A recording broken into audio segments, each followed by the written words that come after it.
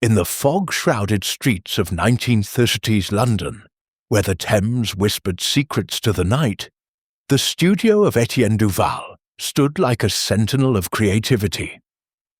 But on that fateful evening of October 15th, 1935, artistry gave way to horror. The renowned painter lay sprawled amid his easels, his throat slashed by what appeared to be his own palette knife, crimson blood mingling with the oils on his palette. His masterpiece, The Veiled Muse, was rent asunder, slashes mirroring the wound on his neck. Was it the despair of a tormented genius, or something far more sinister? Chapter 1. The Invitation. In the fog-shrouded streets of 1930s London, where gas lamps flickered like hesitant stars against the encroaching dusk, the city whispered secrets to those who dared listen. The Thames, sluggish and silver under the October moon, carried echoes of 1,000 untold tales, but none so dark as the one unfolding in Chelsea's artistic enclave.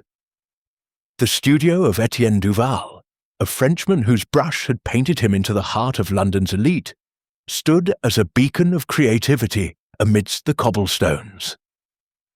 Its tall windows, usually aglow with the promise of genius, were dark on the evening of October 15th, 1935. Inside, artistry had surrendered to horror. Etienne Duval lay sprawled across the hardwood floor, his once vibrant eyes staring blankly at the rafters. His throat bore a ghastly wound, a crimson slash that mirrored the violent gashes on his latest masterpiece, The Veiled Muse. The canvas, propped on a splintered easel, was a ruin of shredded linen, its delicate hues of ultramarine and vermilion defaced by a palette knife, the same knife found clutched in Duval's right hand, slick with his blood. The police, led by the earnest but unimaginative Inspector Japp, had declared it suicide. Citing Duval's recent financial troubles and the melancholic temperament of artists. Yet, to those who knew Duval's fiery ambition, such a verdict seemed as absurd as a misstroked canvas. Hercule Poirot, the diminutive Belgian detective with a moustache as impeccable as his logic, stood in the opulent drawing-room of Lady Amelia Harrington's Mayfair residence, 2 days after the grim discovery. The air was heavy with the scent of lavender and beeswax, the polished mahogany furniture reflecting the firelight in a dance of warmth and shadow. Lady Amelia, a woman of 50 whose sharp eyes and sharper tongue commanded respect, paced before the marble fireplace, her silk gown rustling like whispers of discontent. "Monsieur Poirot," she began, her voice a cultured tremor, "Etienne Duval was no suicidal fool. He was vibrant, ambitious, my greatest investment. The police call it despair, but I see murder in those slashes. You must investigate." Poirot, adjusting his pinstriped waistcoat, inclined his head. His green eyes, keen as a falcon's, gleamed with curiosity. "Ah, madame, the canvas speaks when the artist cannot. Tell me of this Duval, and why you summon Hercule Poirot." Lady Amelia paused, her fingers tightening around a crystal glass of sherry. Etienne was a genius, a Frenchman who conquered London's art scene with his bold strokes and enigmatic subjects. His upcoming exhibition at the Royal Academy was to be his triumph. A collection of portraits, including The Veiled Muse, commissioned by me. He stood to make a fortune, and I with him. But now? Her voice cracked. He's dead, and his masterpiece destroyed. The police are blind to the truth. Poirot nodded, his mind already threading the needle of suspicion. Financial woes? A slashed canvas? This was no mere melancholy, but a tapestry of deceit. And who, madame, might wish Monsieur Duval harm? Lady Amelia's lips pursed. There are those who envied him. Victor Langston, a rival painter, resented Etienne's success, claiming he stole techniques. Sophia Moreau, his muse and, perhaps more, was close to him, too close, some say. And Reginald Thorpe, his art dealer, quarrelled with Etienne over unpaid commissions. Etienne owed him a substantial sum. Poirot's moustache twitched, a sign his little grey cells were stirring, a cast of characters each with a motive, and the scene of the crime. Describe it, s'il vous plaît. The studio was chaos, Lady Amelia replied, her eyes distant. Canvases strewn about, paint splattered like blood. That knife in his hand, it's too neat, too staged. And the canvas, why destroy his own work? It was his legacy. Poirot paced, his polished shoes silent on the Persian rug. The knife in the right hand, you say? Was Monsieur Duval right-handed? Lady Amelia frowned. No, left-handed, a detail the police overlooked. Précisément, Poirot murmured, his voice soft but sharp. The little grey cells, they detect an inconsistency. Suicide does not explain such a discrepancy. Captain Arthur Hastings, Poirot's loyal friend and chronicler, shifted in his armchair, his honest face creased with concern. Sounds like a devilish puzzle, Poirot. Artists are a dramatic lot, but this, it reeks of foul play. Indeed, mon ami, Poirot replied, his tone laced with anticipation. The stage is set, the players assembled. We shall visit this studio, but first I must know more of the man himself. Madame, what was Duval's state of mind? Lady Amelia sighed, sinking into a velvet settee. Etienne was under pressure. Debts, yes, but he thrived on it. He spoke of a secret project, something to secure his future. He was excited, not despairing. His last letter to me, delivered the day before his death, promised a revelation at the exhibition. A revelation? Poirot's eyes narrowed. And this letter, where is it? Lost, I fear, she admitted. My maid misplaced it, or it was stolen. Poirot's fingers drummed lightly on his cane. A missing letter, a staged suicide, a destroyed masterpiece, each a brushstroke in a larger picture. I shall investigate, madame. The truth, it hides in the shadows, but Hercule Poirot will bring it to light. As he and Hastings departed, the fog thickened, wrapping Mayfair in a shroud of mystery. Poirot's mind raced, piecing together fragments. The left-handed artist with a knife in the wrong hand, a patron with a fortune at stake, a rival's jealousy, a lover's secrets, a dealer's greed, and somewhere a letter promising answers. They hailed a taxi, the driver's silhouette barely visible through the mist. "To Chelsea, monsieur," Poirot instructed, his voice calm but resolute. "The studio of Etienne Duval awaits." Hastings shivered, pulling his coat tighter. "I don't like this, Poirot. There's a chill in the air, and not just the weather." Poirot smiled faintly, his eyes gleaming. "Fear not, Hastings. The chill is but the breath of truth, waiting to be warmed by logic." As the taxi rattled through London's labyrinthine streets, a shadow lingered behind, a figure in a dark coat watching from the fog. The game was afoot, and the canvas of calamity held secrets yet to be unveiled. Chapter 2. The Studio of Shadows. The fog clung to Chelsea's narrow streets like a jealous lover, muffling the clatter of hooves and the distant hum of London's awakening pulse. Hercule Poirot, his overcoat buttoned against the October chill, stepped from the taxi with the precision of a man who never wasted a movement. Beside him, Captain Arthur Hastings, ever the eager shadow, adjusted his scarf, his breath forming fleeting clouds in the damp air. The studio of Etienne Duval loomed ahead, its brick facade weathered but proud, its tall windows staring blankly into the mist. Once a haven of creation, it was now a crypt of questions. and Poirot's little grey cells were alight with anticipation. "Mon Dieu, Hastings," Poirot murmured, his voice low but resonant. "The scene of a crime is like a canvas itself. Every stroke, every shadow tells a story. We must read it with care." Hastings nodded, though his eyes betrayed unease. "I say, Poirot, it's a grim business. An artist like Duval, cutting his own throat, doesn't sit right." "Précisément," Poirot replied, his green eyes scanning the studio's entrance. "The police see suicide, but Hercule Poirot sees a performance staged by another hand. Come, mon ami, let us uncover the artist behind this tragedy." The door, heavy oak with a brass knocker shaped like a painter's palette, creaked as they entered. The studio was a cavern of controlled chaos. Easels stood like silent sentinels. Canvases leaned against walls.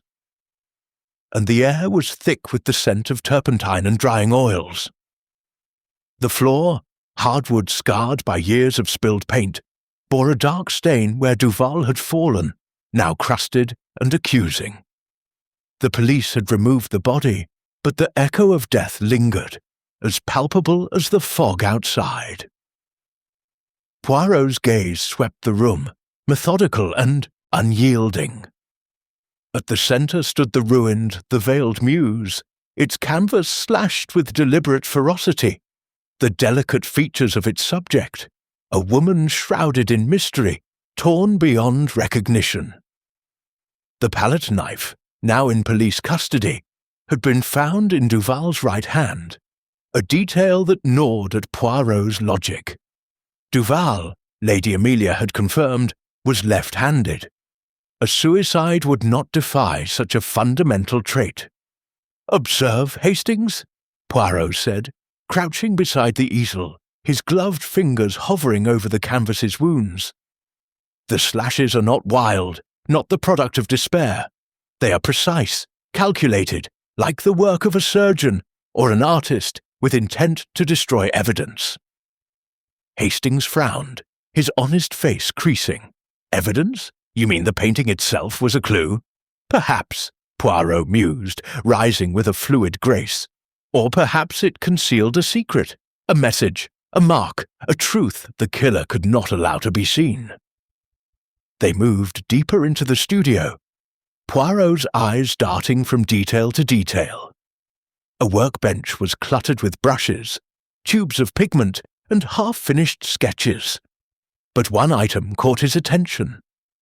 A small safe tucked beneath a table, its door ajar and its contents gone. He knelt, examining the lock. "Forced open," he noted, "with skill, not brute force. The thief knew what they sought." Hastings peered over his shoulder. "Valuables? Cash? Or something more dangerous?" Poirot replied, his voice a velvet blade. "A ledger, a letter, a contract, something that binds the killer to the crime." As they searched, Poirot's fingers brushed a scrap of paper caught in a floorboard's crevice. He extracted it with care, revealing a fragment of handwritten text in elegant script. "Betrayal will cost you." The ink was fresh, the paper crisp. "A threat," Poirot said softly, slipping it into his pocketbook. "But from whom, and to whom?" Hastings shivered. "Sounds like a warning Duval ignored." "Or one he issued," Poirot countered, his mind weaving possibilities. "We must learn more of this betrayal." Their exploration continued, each discovery a brushstroke in the emerging picture. Near the door, Poirot paused, his keen eyes catching a smudge on the brass handle. A faint trace of ultramarine blue, vibrant and out of place amidst the studio's chaos. He scraped a sample with a pocket knife, sealing it in a small envelope. "Curieux," he murmured. "This pigment is fresh, applied after the crime. The killer, perhaps, was careless." Hastings brightened. "A clue! That's something to work with, eh?" "A beginning," Poirot agreed, though his tone held caution. "But a clue is only as good as the logic that interprets it." As they catalogued the scene, The studio door swung open with a gust of cold air, and a figure strode in. Victor Langston, Duval's rival painter, his angular face flushed with indignation. His coat was dusted, with frost, and his eyes, sharp as a hawk's, darted between Poirot and Hastings. "What's this?" he demanded, his voice a rough baritone. "Snooping about Etienne's studio. The man's dead, and you're picking over his bones like vultures." Poirot turned, his expression serene but piercing. "Monsieur Langston, I am Hercule Poirot, engaged to uncover the truth of Monsieur Duval's demise. You, I understand, were his rival. Perhaps you can enlighten us." Langston's jaw tightened, but he crossed his arms, leaning against an easel. "Rival? Ha! Etienne was a thief, stealing my techniques, my ideas. He dazzled the critics while I scraped by. If anyone's glad he's gone, it's me, but I didn't kill him. I was at a gallery opening across town that night. Ask anyone." Poirot's moustache twitched, a sign of amusement or skepticism. "A convenient alibi, monsieur, but alibis are like paintings, they can be forged. Tell me, what was your quarrel with Duval?" Langston hesitated, his gaze flickering to the ruined canvas. "He copied my use of light, my textures, his veiled muse, a pale imitation of my work, but murder?" He laughed bitterly. "I'd rather ruin him on the exhibition floor." Poirot noted the tremor in Langston's voice, the way his eyes avoided the bloodstain. "And yet you are here, uninvited, in the studio of a dead man. Why?" "I heard you were poking around," Langston muttered. "Wanted to protect my own interests. Etienne owed me ideas, not money." "Indeed," Poirot said, his tone deceptively mild. "We shall verify your whereabouts, monsieur. For now, I suggest you leave the investigation to Poirot." Langston bristled but departed, casting a final glance at the slashed canvas. The door slammed, and Hastings let out a breath. "Bloke's got a temper, Poirot. Think he's our man?" "A possibility," Poirot replied. "But jealousy is a common pigment in the palette of motives. We must consider all shades. Langston's envy, Sophia's passion, Thorpe's greed, Lady Amelia's investments." As they prepared to leave, Poirot's gaze lingered on the studio's shadows, where the light seemed to shift unnaturally. A faint rustle came from the alley outside, and Hastings stiffened. "Did you hear that?" Poirot's hand tightened on his cane. "Oui, mon ami, we are watched." They stepped into the fog, the studio's secrets locked behind them, but the weight of unseen eyes followed. The ultramarine smudge, the threatening fragment, Langston's defiance. Each was a thread in a tapestry Poirot was only beginning to weave. The killer, he knew, was close, their brushstrokes bold but flawed. And Hercule Poirot would not rest until every stroke was revealed. The fog swallowed their footsteps as they vanished into the night, but the shadow in the alley lingered, a silent promise of danger yet to come. Chapter 3. The Muses' Lament. The fog of Chelsea had given way to the muted bustle of Bloomsbury by midday, where London's bohemian heart pulsed beneath a sky of unrelenting grey. Hercule Poirot, his polished shoes clicking on the uneven pavement, navigated the narrow streets with the precision of a metronome, his mind as sharp as the creases in his pinstriped suit. Captain Hastings, trailing a step behind, clutched his overcoat against the October chill, his face a canvas of curiosity and unease. Their destination, the modest flat of Sophia Moreau, Etienne Duval's muse, lover, and perhaps key to the calamity that had claimed his life. "Poirot," Hastings ventured, his voice low. "This Sophia, do you think she's the sort to do in her lover? Artists and their muses, It's all terribly passionate, isn't it?" Poirot's moustache twitched, a faint smile lurking beneath. "Mon ami, passion is a fire that warms or consumes. Mademoiselle Moreau may be the flame or the ashes. We shall see. But Hercule Poirot does not judge by sentiment alone. The little grey cells, they seek the truth in every glance, every word." The flat, tucked above a bookshop on a quiet street, was unassuming. Its faded green door marked by a brass knocker shaped like a crescent moon. Poirot's knock was answered by a soft rustle. Then the door creaked open to reveal Sophia Moreau. She was a vision of ethereal beauty, dark hair cascading like a midnight waterfall, eyes of stormy grey, and a complexion pale as porcelain, marred only by the shadows of grief. Her simple muslin dress, stained faintly with paint, clung to her slender frame, and her hands trembled as she gestured them inside. "Monsieur Poirot," she said, her voice a melodic whisper, tinged with a French accent softer than Duval's. "Lady Amelia said you would come. Please, enter. I want justice for Etienne." The sitting room was a study in contrasts. Threadbare furniture sat beside vibrant sketches pinned to the walls, each bearing Duval's bold strokes. A half-finished canvas, depicting a woman veiled in mist, rested on an easel.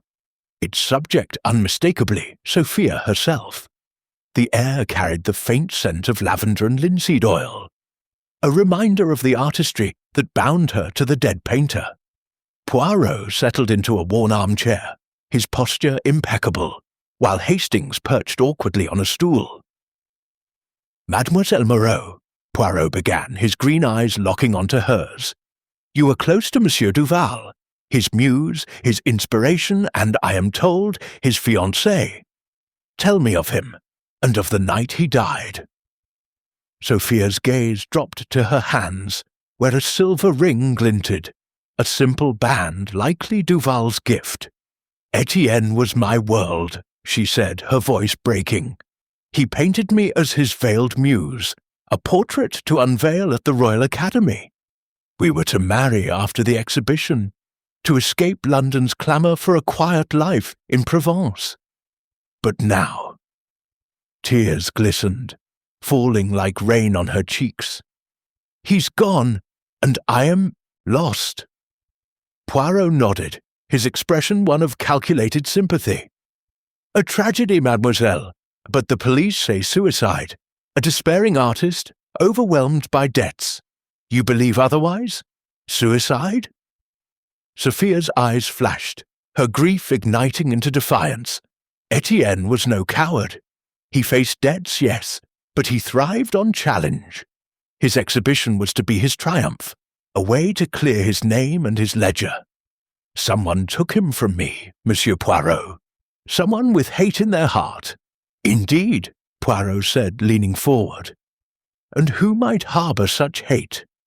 Monsieur Duval had enemies, no?"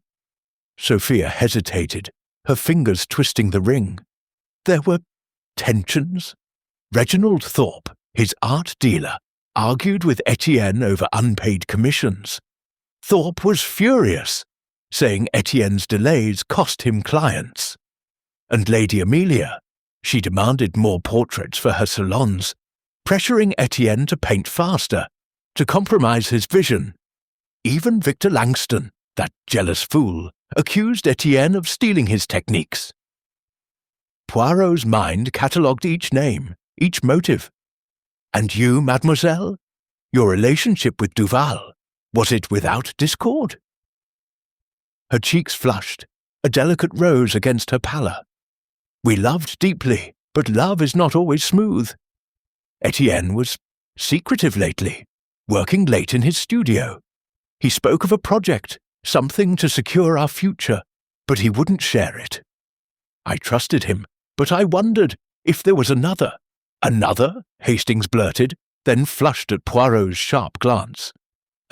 Sorry, carry on." Poirot's voice remained velvet soft. "A rival for your affections, mademoiselle? Or perhaps for his?" Sophia shook her head. but her eyes betrayed a flicker of doubt. No, nothing certain. Just whispers in my heart. But I swear, I was faithful, and I believe he was too. Poirot noted the tremor in her voice, the way her hands clenched. Jealousy, perhaps, or fear of betrayal. Either could paint a motive. Where were you, mademoiselle, on the night of October 15? Alone. Here, she said, her voice steadying. I was sketching, lost in my thoughts. No one saw me, I'm afraid. I have no alibi to offer. Curieux, Poirot murmured, his eyes never leaving her face.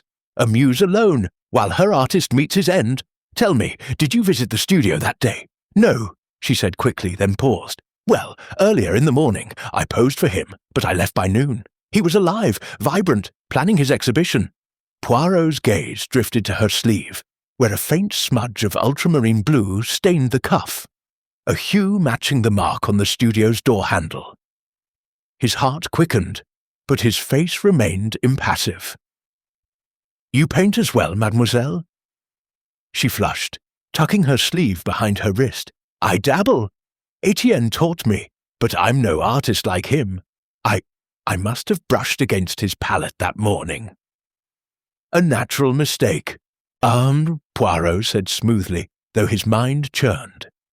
The ultramarine was fresh, applied after the crime, not hours before. A lie or an innocent error? He rose, pacing the small room, his cane tapping rhythmically. Mademoiselle, did Duval keep a ledger, a record of his works or dealings? Sophia's eyes widened, a fleeting panic crossing her face. A ledger? I don't know. He was private about his business, but he mentioned a notebook kept in his safe for his special projects. The safe was empty, Poirot said, watching her closely. Robbed, perhaps, by the killer. She gasped, her hand flying to her mouth. Then they took his secrets with him. Perhaps, Poirot said, his tone enigmatic, or perhaps they seek to bury them. Hastings, sensing the tension, shifted uncomfortably. I say, Poirot, this is all rather tangled. Miss Moreau seems genuine, but that paint stain— Enough, mon ami, Poirot cut in, his voice gentle but firm. We must not leap to the canvas before the sketch is complete. Sophia rose, her movements graceful but strained. Monsieur Poirot, I beg you find who did this, for Etienne, for love's sake. Poirot bowed, his eyes never leaving hers. Rest assured, mademoiselle, Hercule Poirot will unveil the truth, however veiled it may be. As they descended the creaking stairs, Hastings whispered, She's hiding something, Poirot.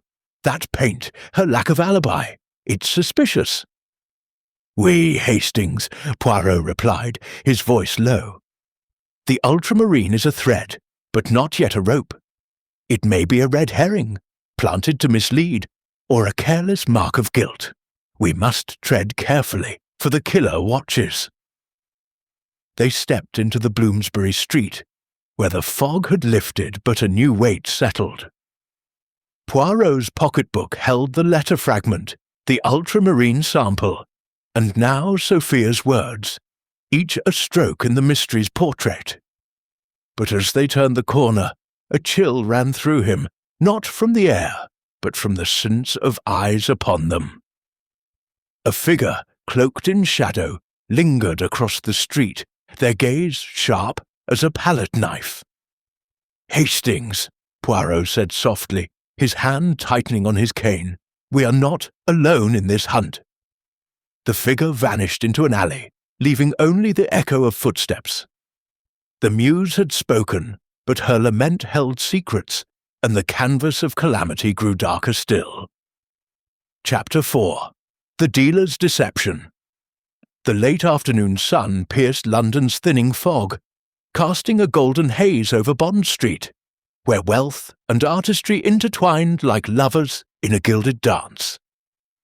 Hercule Poirot, his silver-topped cane glinting with each measured step, approached the polished facade of Thorpe's Gallery, a temple of opulence where paintings hung like trophies of conquest. Captain Hastings, trailing with his characteristic blend of enthusiasm and apprehension, adjusted his hat, his eyes darting to the bustling street as if expecting shadows to emerge from the crowd. "Poirot," Hastings whispered. "This Thorpe fellow sounds like a slippery sort. If Duval owed him money, he's got motive enough to slash a throat, don't you think?" Poirot's moustache twitched, a subtle signal of his mind at work. "Mon ami, greed is a pigment that colours many crimes, but it is not the only hue. Monsieur Thorpe's role in this canvas calamity is yet to be painted. We must observe the strokes of his character with care." The gallery's double doors, engraved with ivy motifs, swung open to reveal a cavern of elegance. Crystal chandeliers cast prisms of light across walls, adorned with Duval's vibrant canvases. Their bold colours a stark contrast to the tragedy of their creator. Reginald Thorpe stood at the centre, a portly man in a tailored suit, his slicked-back hair and sly grin suggesting a merchant more than a connoisseur. His eyes, sharp as a hawk's, narrowed as Poirot and Hastings approached, though his smile remained as polished as the marble floor. "Monsieur Poirot, is it?" Thorpe said, extending a hand heavy with a gold signet ring. "And your companion, Captain Hastings, I presume? To what do I owe the pleasure? Surely not to purchase a Duval, now that the poor chap's gone." Poirot's bow was courteous but cool, his green eyes dissecting Thorpe's facade. "Monsieur Thorpe, I am Hercule Poirot, engaged to uncover the truth of Etienne Duval's death. The police call it suicide, but I suspect a more deliberate hand. You, I understand, were his dealer, and a man to whom he owed a considerable sum." Thorpe's grin faltered, though he recovered swiftly, gesturing to a velvet settee. "A tragedy, Duval's death. Please, sit. Yes, he owed me. Bad investments, late deliveries. Artists, you know, are dreadful with money. But suicide? Plausible, given his debts." Poirot settled onto the settee, his posture impeccable, while Hastings stood, fidgeting with his cufflinks. "Plausible, you say?" Poirot intoned, his voice a velvet blade. "Yet I find the scene curious. A left-handed artist with a knife in his right hand, a masterpiece destroyed with surgical precision. Tell me, monsieur, where were you on the night of October 15? Thorpe leaned back, crossing his legs with practised ease. "At home, with my wife, Eleanor. We dined late, then retired. A dull evening, I'm afraid, but verifiable."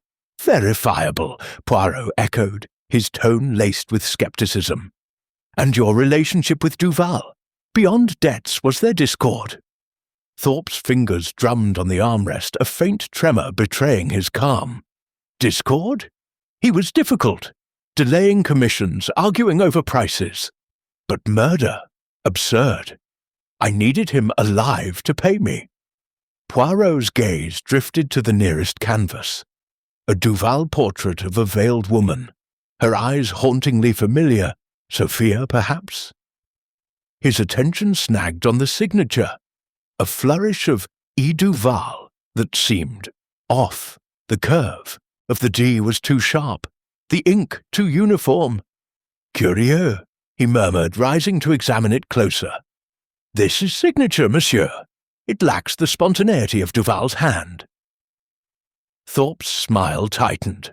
"Nonsense! All my Duvals are authentic, vetted by experts." Hastings, catching Poirot's drift, blurted, "You mean it's a forgery? Good Lord, Poirot, that's a motive." "Silence, Hastings," Poirot said gently, though his eyes never left Thorpe. "A forgery, perhaps, or a test of your honesty, monsieur. Duval was involved in special projects, no? Paintings that were not entirely his own." Thorpe's face flushed, his voice rising. "Preposterous! Duval was a genius, not a forger. You've no proof. Proof," Poirot said softly, "is like a painting. It emerges with patience. But let us consider another detail. From his pocketbook, he produced the letter fragment found in the studio. "Betrayal will cost you." This was found near Duval's body. A threat, perhaps, from a dealer betrayed by an artist's indiscretions.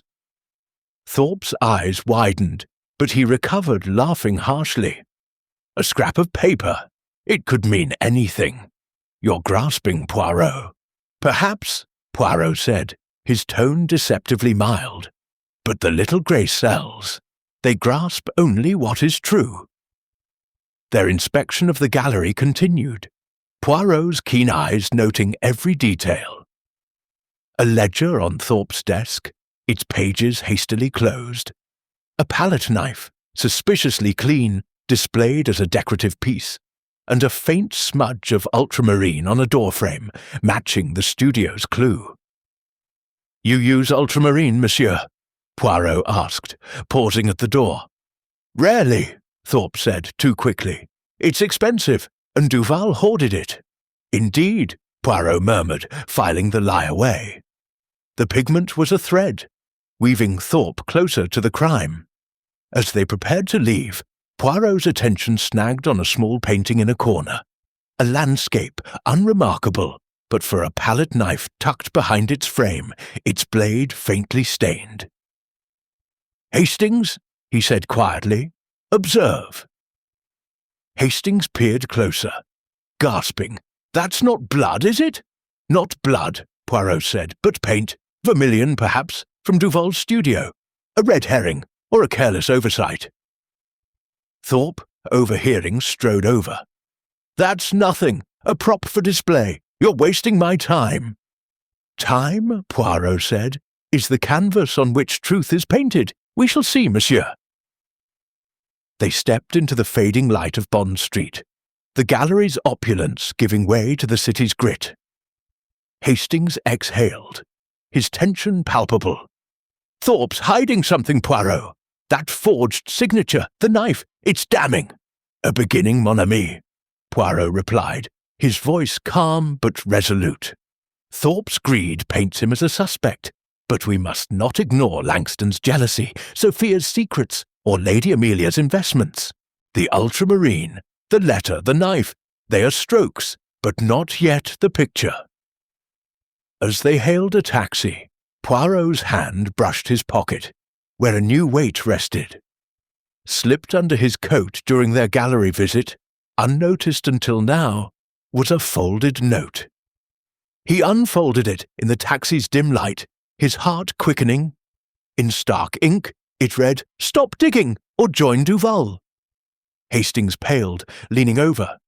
"Good heavens, Poirot! A threat!" "Oui," Poirot said, his eyes gleaming with resolve. "The killer grows bold, but boldness betrays.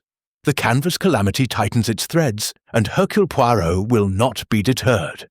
The taxi rattled through London's dusk, but the note's weight lingered, a silent promise of danger closing in. Chapter 5. Rivals' Reckoning. The twilight air of Soho carried the tang of turpentine and ambition, where artists' garrets glowed like beacons amidst London's October gloom. Hercule Poirot, his silver cane a metronome against the cobblestones, ascended the rickety stairs to Victor Langston's attic studio, Captain Hastings trailing with a mix of eagerness and dread. The threatening note from Thorpe's gallery, "Stop digging, or join Duval," weighed heavy in Poirot's pocket, a silent spur to his little grey cells. "Poirot," Hastings muttered, glancing at the shadowed stairwell. "That note's got me rattled. Langston's a hothead. Could he be the one warning us off?" "Perhaps, mon ami," Poirot replied, his voice a calm blade. "But jealousy is a loud motive, and our killer prefers whispers. We shall see if Monsieur Langston's temper betrays his hand." The studio door, scarred and paint-splattered, creaked open to reveal a chaos of canvases and half-empty wine bottles. Langston, his angular frame hunched over a sketch, looked up with a scowl, his eyes bloodshot from sleepless nights or rage. "You again, Poirot," he snarled, tossing his charcoal aside. "I told you I didn't kill Duval, Why harass me?" Poirot's moustache twitched, his green eyes piercing. "Monsieur Langston, Hercule Poirot does not harass. He illuminates. Your alibi, the gallery opening on October 15th, is fragile. A witness now says you left early. Care to explain?" Langston's face reddened, his fists clenching. "That's rot. I was there till midnight. Ask the curator.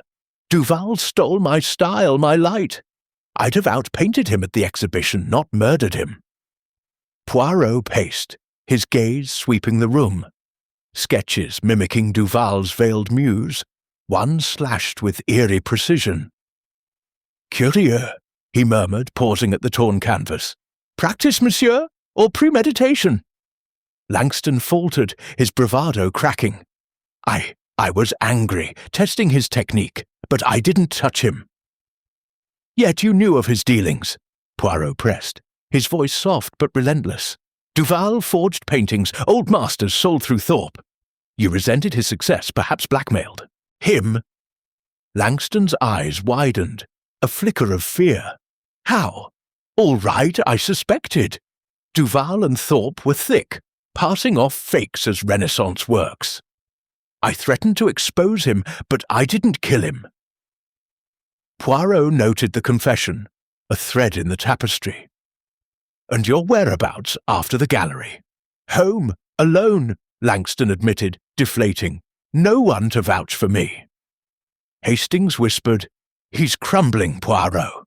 No alibi, that slashed sketch. Suspicious." "Patience, Hastings," Poirot murmured, his gaze catching a glint under a table. "A palette knife, its blade clean but eerily familiar. Monsieur, this knife, yours?" Langston shrugged. "One of many. Artists use them." "A red herring," Poirot mused, "or planted to mislead?" The ultramarine smudge, the letter fragment, now Langston's admission, each a stroke, but not the picture. He shifted tactics. "Lady Amelia's handkerchief was found at the scene. You know of it?" Langston snorted. "She was always at Duval's studio fawning over him. Probably dropped it, or someone placed it to point fingers." "Indeed," Poirot said, filing the detail. The handkerchief, like the knife, felt staged, a distraction from the true killer. As they prepared to leave, Poirot's cane tapped rhythmically, his mind weaving connections. Duval's forgery ring with Thorpe, Langston's knowledge, Sophia's stain, Lady Amelia's investments. The note's threat loomed, a shadow over their steps.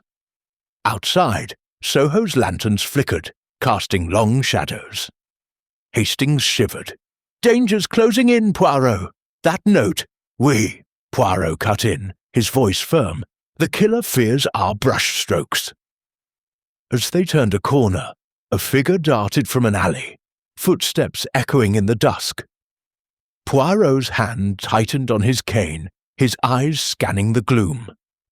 The rival had spoken, but the reckoning was far from over, and the canvas of calamity held darker secrets yet. Chapter 6. Patron's Secrets.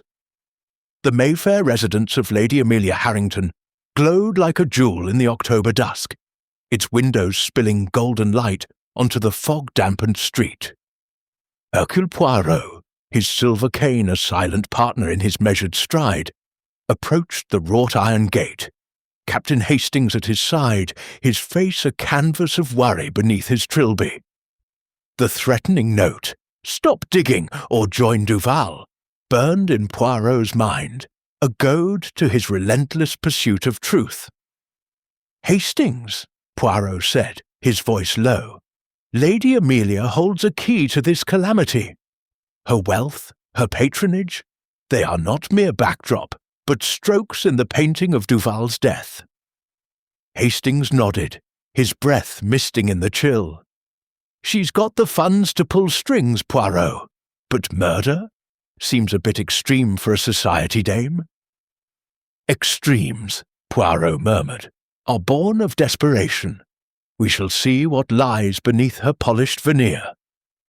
The butler ushered them into the drawing-room, where Lady Amelia stood before the fireplace, her silk gown a cascade of emerald. Her sharp eyes, framed by silver curls, met Poirot's with a mix of defiance and unease. "Monsieur Poirot," she said, her voice cultured but strained, "have you progress? The art world grows restless, and Etienne's death haunts my salons." Poirot bowed, his green eyes dissecting her composure. "Madame, progress is like a painting. It requires layers. I come to discuss your financial ties to Monsieur Duval. Were they perhaps more than patronage?" Lady Amelia's fingers tightened on her sherry glass, a faint clink betraying her nerves. "I commissioned his works, nothing more. He was my investment, a star to elevate my influence." "Indeed," Poirot said, pacing the Persian rug, his cane tapping softly. "Yet I find curiosities. Ledgers at Thorpe's gallery show overpayments to Duval, sums beyond commissions. Were you, madame, laundering funds through his paintings?" Her face paled, the glass trembling. "How dare you? I supported Etienne, yes, but laundering? Preposterous!" Poirot's moustache twitched, his voice velvet sharp. "The little grey cells, they detect patterns.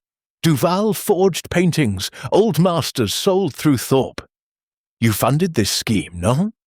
And when Duval threatened to expose it, a motive emerged."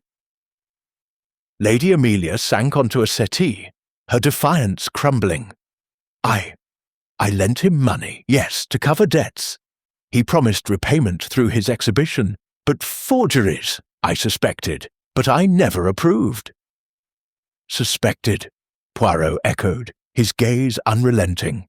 "And your handkerchief, found at the studio, stolen, you claimed. Yet it matches the stationery of a threatening letter. Betrayal will cost you." "Was this your warning to Duval?" "No," she cried, tears glistening. "He blackmailed me, threatening to reveal my loans if I didn't fund him further. I argued with him that morning, but I didn't kill him." "Where were you that night?" Poirot pressed. "At a soirée," she said, her voice shaking. "But I left briefly to clear my head.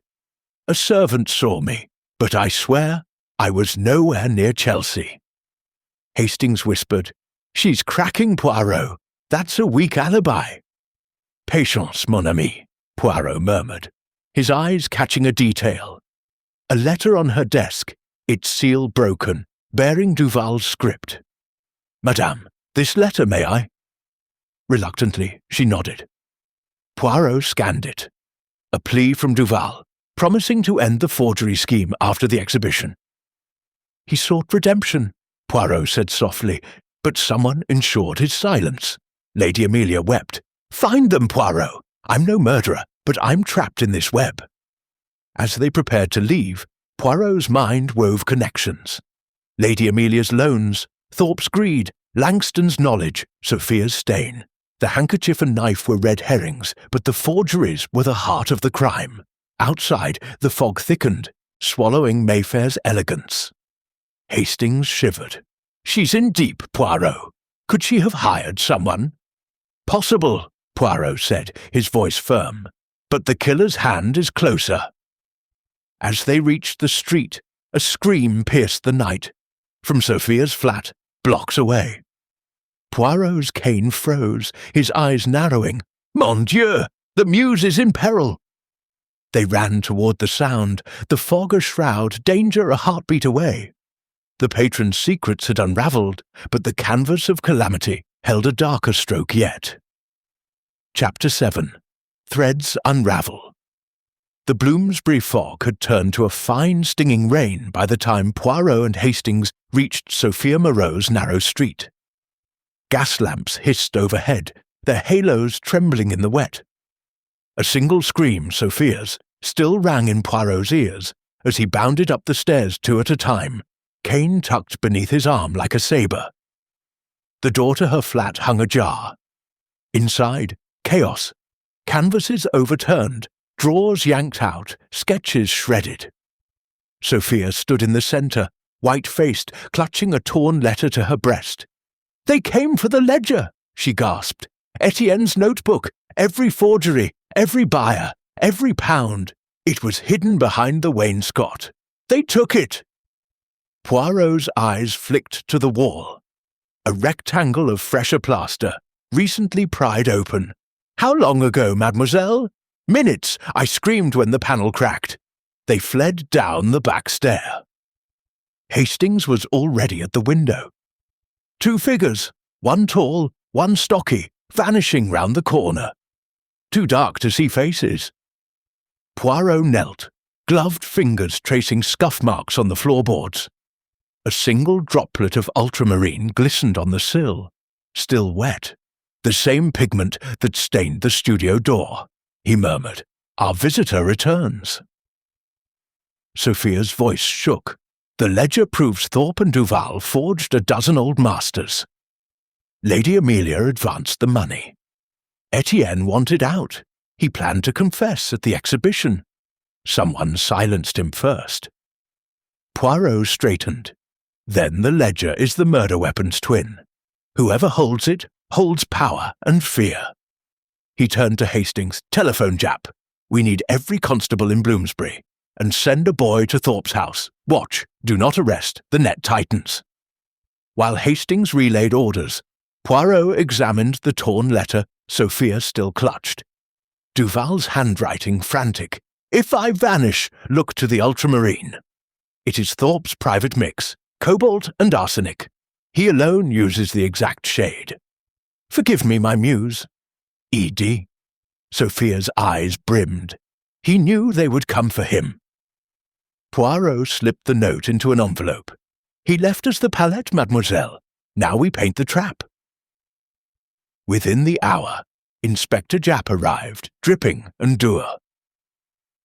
Poirot assembled the suspects in Sophia's sitting room, now a makeshift salon of justice, beneath the glare of a single lamp. Lady Amelia, summoned from her soirée, arrived in diamonds and denial. "I advanced loans, nothing more. My handkerchief, stolen days ago." Victor Langston, dragged from his attic, reeked of gin and panic. "I knew of the forgeries, yes, blackmailed Duval for a pittance, but I never touched the ledger." Reginald Thorpe, escorted by two constables, blustered loudest. "Preposterous! My wife swears I was home all evening." Poirot raised a hand. Silence fell like a curtain.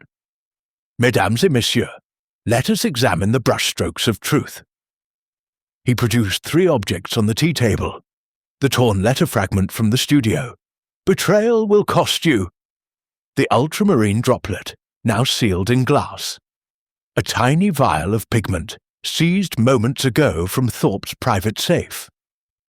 "Item 1, Poirot began, matches the stationery in Monsieur Thorpe's gallery.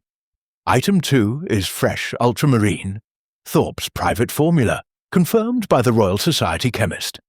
Item 3 contains trace arsenic, lethal if inhaled in quantity. Duval's lungs, I predict, will show the same." Thorpe's jowls quivered. "Coincidence? No. The ledger is gone, but Duval's final letter names you. And your wife, Madame Thorpe?" Poirot nodded to Japp, who produced a signed statement. "Admits she lied. You left the house at 9, returned after midnight, coat soaked in rain and ultramarine." Lady Amelia gasped. Langston swore. Sophia wept silently. Poirot's voice softened to silk over steel. "You killed Duval when he threatened exposure. You slashed the veiled muse to destroy the hidden forgery mark. Your own initials, RT, beneath the veil. You staged the suicide, knife in the wrong hand. And tonight, you ransacked this flat to retrieve the ledger that would hang you." Thorpe lunged for the door. Hastings tripped him. Constables pinned his arms. Handcuffs clicked like a final brushstroke. Later, in the quiet aftermath, Poirot stood alone before the ruined veiled muse, now propped in Scotland Yard's evidence room. Beneath ultraviolet light, Faint letters glowed beneath the slashed paint. RT 1935. Sophia joined him, eyes red but steady. He painted the truth where only death would reveal it. Poirot inclined his head. Art, mademoiselle, is long, murder is brief, the canvas has spoken. Outside, the rain eased to a silver mist. Somewhere a church bell tolled 10. The threads had unravelled, the picture was complete. Yet Poirot's little grey cells whispered one final question. Who was the second figure fleeing Sophia's flat? The tall shadow beside Thorpe. Chapter 8. Gathering Storm, the Chelsea studio of Etienne Duval, once a sanctuary of strokes and shadows, now stood as a stage for justice under the harsh glow of electric lamps. Rain lashed the tall windows, thunder rumbling like an impatient audience awaiting the curtain's rise. Hercule Poirot, his pinstriped suit immaculate despite the night's chaos, paced the blood-stained floorboards, his silver cane punctuating each step with a sharp tap. Captain Hastings hovered near the door, his honest face etched with anticipation, while Inspector Japp, arms crossed and moustache bristling, guarded the exits with 2 burly constables. The suspects had been summoned, or rather, escorted, under the pretense of new evidence. They arrived one by one, their entrances as dramatic as any West End production. First, Lady Amelia Harrington, her emerald gown sodden from the downpour, swept in with a haughty glare. "This is outrageous, Poirot! Dragging me here in the dead of night like a common criminal." Next, Victor Langston, dishevelled and reeking of turpentine, stumbled through the door, his eyes wild. "What now? Haven't I suffered enough accusations?" Sophia Moreau followed, her ethereal beauty marred by bruises from the earlier scuffle, supported by a constable. She clutched a shawl tightly, her grey eyes flickering with a mix of fear and resolve. Finally, Reginald Thorpe, handcuffed and flanked by officers, was shoved into the room. His portly frame trembled, his sly grin replaced by a sheen of sweat. "You've no proof, Poirot. This is harassment." Poirot raised a hand, commanding silence as thunder crashed outside. "Mes amis, or should I say, mes suspects, be seated. The storm gathers, and Hercule Poirot shall illuminate the darkness of this canvas calamity." They complied uneasily, perching on scattered stools and crates amid the easels. Hastings locked the door, the click echoing like a gavel. Japp nodded to Poirot, who positioned himself before the ruined veiled muse, its slashes a grim backdrop. "From the beginning," Poirot began, his voice resonant and measured, "Etienne Duval was no suicide. The knife in his right hand, though he was left-handed. A clumsy forgery, the destroyed canvas, not despair, but desperation to hide a secret mark. And the ultramarine, that rare pigment laced with arsenic, unique to Monsieur Thorpe's private stock." Thorpe snorted, chains rattling. "Circumstantial. Anyone could have used it." "No," Poirot countered, his green eyes piercing. "The droplet at Sophia's flat, fresh from tonight's burglary. Your stock, confirmed by analysis. Your wife's alibi, crumbled like wet clay. You left home at 9, returned after midnight, coat stained with rain and blue." Lady Amelia interjected, her voice sharp. "But why assemble us all? If Thorpe's the villain, arrest him and be done." Poirot's moustache twitched, a faint smile emerging. "Because, madame, the web is wider. Duval forged paintings, old masters sold through Thorpe's gallery. You funded it, with loans that were investments in deception. Langston knew and blackmailed Duval for scraps. Sophia you posed, but you suspected the forgeries, aiding Duval in hiding the ledger." Sophia gasped. "I loved him. I'd never—" "Précisément," Poirot said gently. "Love blinds, but it does not kill. The ledger, stolen. Tonight, documented the scheme." Duval planned to confess at his exhibition, exposing all. Thorpe, you argued with him that evening, witnessed by a neighbour who heard shouts of betrayal. You slashed his throat, using the arsenic-laced paint to weaken him first, then staged the suicide. Thorpe's face purpled. Lies! Where's your proof? Poirot produced Duval's final letter from his pocketbook, holding it aloft. Here, look to the ultramarine, Thorpe's private mix. And under ultraviolet light, on the slashed canvas, your initials RT, hidden beneath the veil. You destroyed it to erase that mark, but not thoroughly enough. Langston leaned forward, eyes narrowed. If Thorpe did it, why the second figure fleeing Sophia's flat? You said there were two. The room tensed.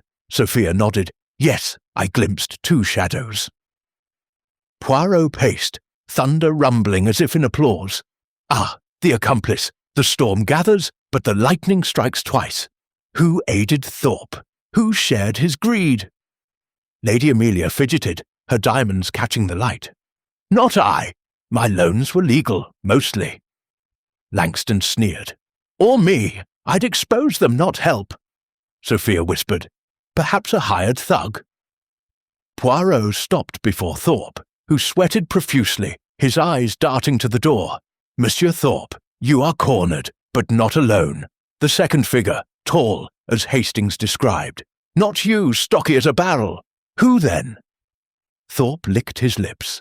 I acted alone. No, Poirot said softly. The little grey cells see the pattern.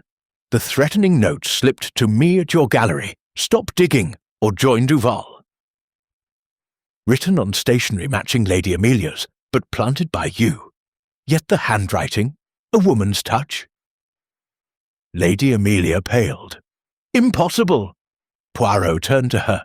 Madame, your servant saw you leave the soirée briefly that night, not for air, but to meet Thorpe. Your overpayments weren't just loans. They bound you to the scheme. When Duval threatened exposure, you conspired. No, she cried, but her voice cracked.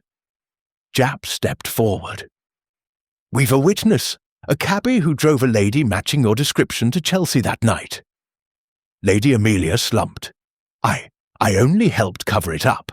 Thorpe killed him. I destroyed the ledger later. Sophia recoiled. You? My patroness? Langston laughed bitterly. The elite, always above the law, until now. Poirot nodded gravely. The gathering storm reveals all. Thorpe struck the blow, but Lady Amelia aided in the aftermath, ransacking Sophia's flat with him tonight. The second figure, her tall, elegant silhouette. Thunder boomed, lightning flashing through the windows, illuminating faces frozen in shock. Japp signalled the constables. Arrest them both! As handcuffs clicked on Lady Amelia, she wept. It was for my reputation. Duval would ruin me, Thorpe snarled. You fool, Amelia. We could have silenced them all. Poirot watched impassively. Greed and fear, pigments that stain the soul.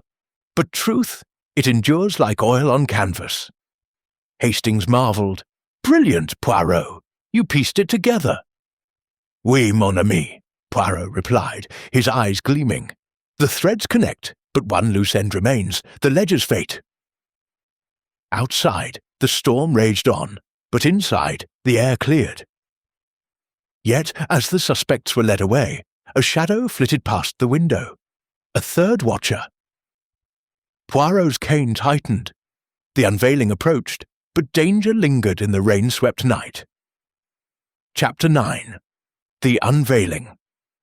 The storm had broken over Chelsea, leaving a cleansed, glistening night, the air sharp with the scent of wet stone and fading thunder. Hercule Poirot stood at the centre of Etienne Duval's studio, the electric lamps now softened to a warm glow, casting long shadows across the blood-stained floorboards. The ruined veiled muse loomed behind him, its slashed canvas a silent witness to the truth about to unfold. Captain Hastings leaned against an easel, his face a mix of awe and exhaustion, while Inspector Japp, notebook in hand, stood ready to record the final strokes of the case. The suspects, Reginald Thorpe, Lady Amelia Harrington, Victor Langston, and Sophia Moreau, sat in a tense semicircle, their fates hanging like pigments on a palette. Poirot's silver cane tapped once, commanding attention. "Mesdames et messieurs," he began, his voice a velvet symphony. "The canvas calamity is no longer veiled. Tonight, Hercule Poirot unveils the masterpiece of truth, painted with the little grey cell's unerring brush." Thorpe, handcuffed and slumped, glared through sweat-soaked brows. "You've nothing new, Poirot. I'm no murderer. Your evidence is fluff." Lady Amelia, her diamonds dimmed by disgrace, sat rigid. "I told you, I only hid the ledger. I didn't kill." Langston, nursing a bruised ego, muttered, "This is a farce. I'm no part of their schemes." Sophia, her eyes red but steady, whispered, "Please, Monsieur Poirot, let Etienne's truth be heard." Poirot raised a hand, silencing them. From the first, this was no suicide. Duval, left-handed, could not have wielded the knife found in his right. The slashed canvas was not despair, but a desperate act to conceal a forgery's mark, Thorpe's initials RT, hidden beneath the veil, revealed by ultraviolet light. He paced, his green eyes glinting. The clues were deliberate. The ultramarine smudge on the studio door, laced with arsenic, matched Thorpe's private stock. The letter fragment, "To betrayal will cost you," was his warning to Duval, penned on gallery stationery. The forced safe, the ransacked flat, all pointed to a ledger, the heart of their scheme. Japp nodded, scribbling furiously. "Go on, Poirot, lay it out." Poirot turned to Thorpe. "You, monsieur, orchestrated a forgery ring. Duval painted old masters, Rembrandts, Titians, sold through your gallery. Lady Amelia funded it, her loans laundering profits. Langston blackmailed Duval, knowing of the fakes. Sophia you posed, unaware of the full deceit until Duval's confession loomed." Sophia nodded, tears falling. "He told me days before. He wanted to end it." "Précisément," Poirot said. "Duval planned to reveal all at his exhibition, exposing Thorpe and Amelia. You, Thorpe, argued with him that night. A neighbour heard betrayal, shouted. You poisoned him with arsenic-laced paint, weakening him, then slit his throat, staging the suicide. You slashed the veiled muse to erase your mark, but not thoroughly." Thorpe lunged forward, chains rattling. "Lies! You can't prove intent!" Poirot produced Duval's final letter, its ink stark under the lamp. "Here, Duval names your ultramarine, cobalt and arsenic, your exclusive mix, and your wife's lie, undone by her confession. You were absent from 9 to midnight, your coat stained blue." Lady Amelia interjected, her voice brittle. "But I only helped after. I burned the ledger to save my name." Poirot's gaze shifted to her. "Oui, madame, the second figure fleeing Sophia's flat. Your tall silhouette, confirmed by the cabby who drove you to Chelsea. You conspired to conceal, making you complicit. The threatening note to me, slipped at Thorpe's gallery, bore your stationery's watermark, though Thorpe penned it to deflect." Langston smirked. "Told you, I'm clean, just a bit of blackmail." "Clean?" Poirot's tone sharpened. "You profited from silence, monsieur, a moral stain, if not a legal one." Sophia rose, trembling. "And the ledger, is it lost forever, Sheik?" Poirot paused, a dramatic flourish. "Non. A fragment survived the fire, found in your flat's hearth, madame." He produced a charred scrap, listing a single forged Titian sold to a Dutch collector. "Enough to convict." Japp grinned. "That's it then. Thorpe for murder, Amelia for conspiracy." Thorpe roared, struggling against his cuffs. "You meddling foreigner! You'll pay." Hastings stepped forward, fists clenched, but Poirot waved him back. "Monsieur Thorpe, your rage betrays you, as it did Duval. The canvas speaks, and justice listens." Lady Amelia wept, her poise shattered, my reputation ruined. Sophia approached Poirot, her voice soft. "Thank you, monsieur. Etienne's honour is restored." Poirot bowed. "His art endures, mademoiselle, as truth does." As constables led Thorpe and Amelia away, Langston slunk out, uncharged but chastened. Japp clapped Poirot's shoulder. "Brilliant, old chap! Clean as a whistle." "Almost," Poirot murmured, his eyes narrowing.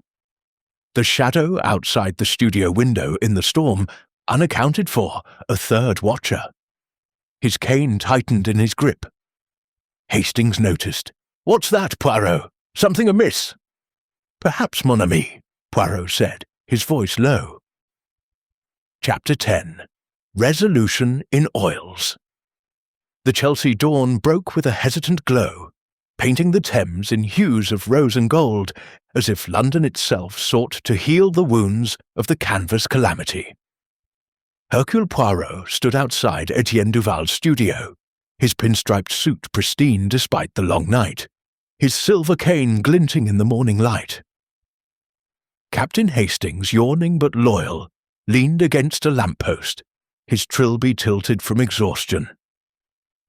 The air was crisp, carrying the faint tang of river water and the promise of closure, though Poirot's green eyes remained sharp, scanning the quiet street for the shadow that had haunted the storm's edge. "Poirot," Hastings said, stifling another yawn. "You've done it again. Thorpe and Lady Amelia behind bars, the forgery ring smashed. But that third figure you mentioned, the shadow outside the studio, any leads?" Poirot's moustache twitched, a faint smile softening his features. "Mon ami, the little grey cells never rest. The shadow was no phantom, but a minor player in our drama, one whose role we shall now unveil."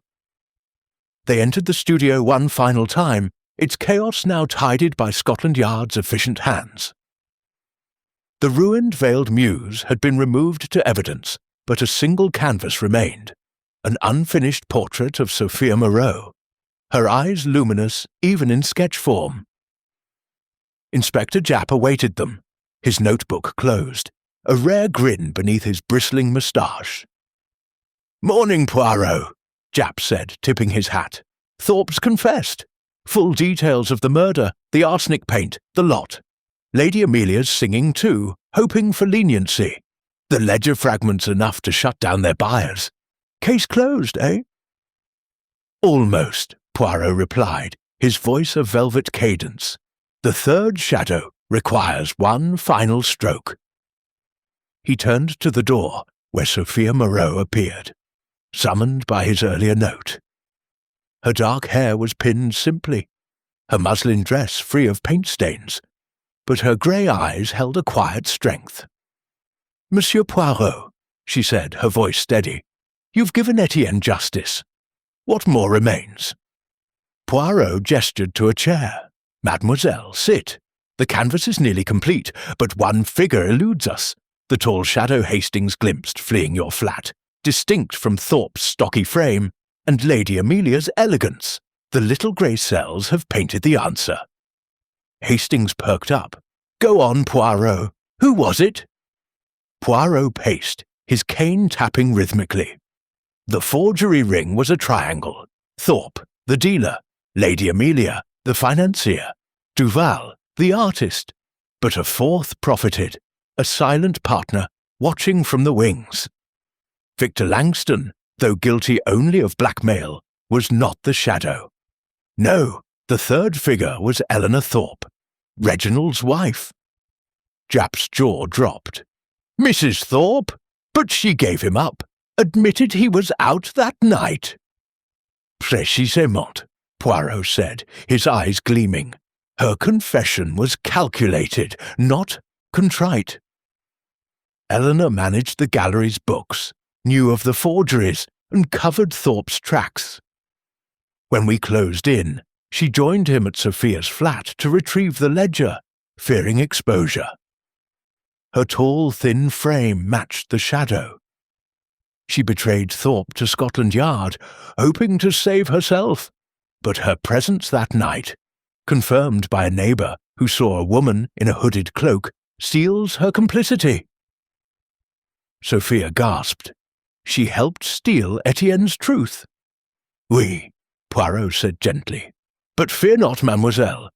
Japp's men have arrested her this morning, based on my telegram.